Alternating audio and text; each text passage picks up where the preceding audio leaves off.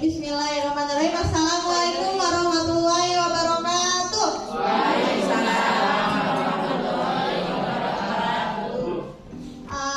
Baik ibu-ibu, di sini saya izin menyampaikan sedikit mengenai gambaran remaja. Di sini ada ibu-ibu yang udah punya anaknya yang remaja?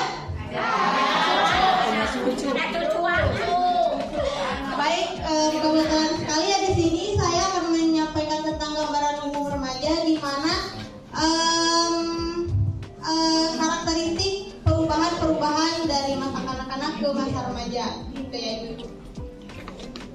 Nah ini untuk profil saya, nama Rahayu, jurusan dari bimbingan konseling Islam, Fakultas Dakwah dan Komunikasi, Universitas UIN Sunan Gunung Jati, Bandung.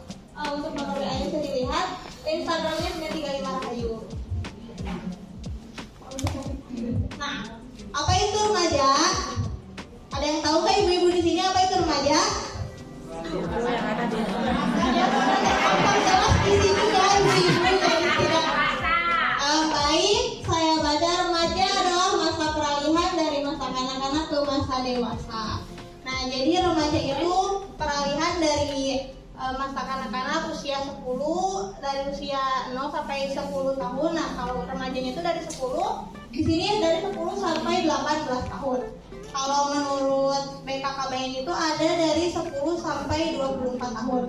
Nah, di sini yang saya akan bahas itu yang dari usia 10 sampai 24 tahun.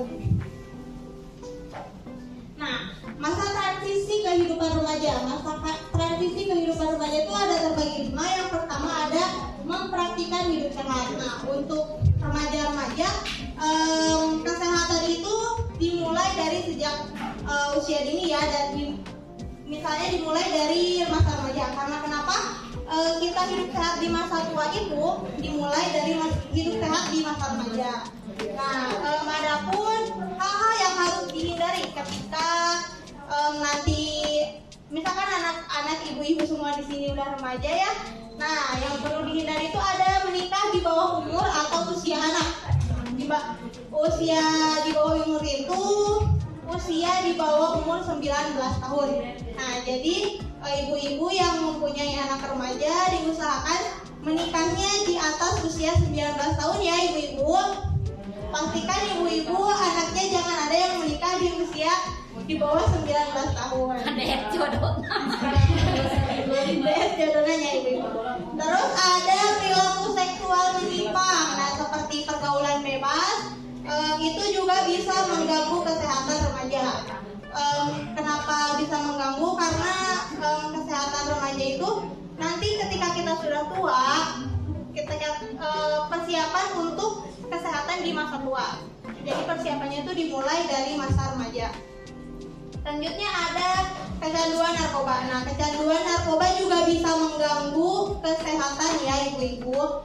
Jadi jangan sampai anak-anak remaja, ibu-ibu semuanya dijaga ya, jangan sampai kecanduan narkoba. Selanjutnya ada kecanduan pornografi. Kecanduan pornografi juga itu bisa berpengaruh terhadap kesehatan ya.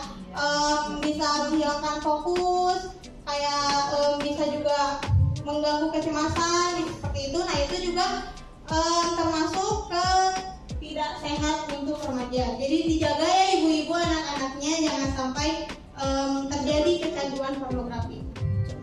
Selanjutnya ada terinfeksi dan tergolong ODHA. Apa itu ODHA?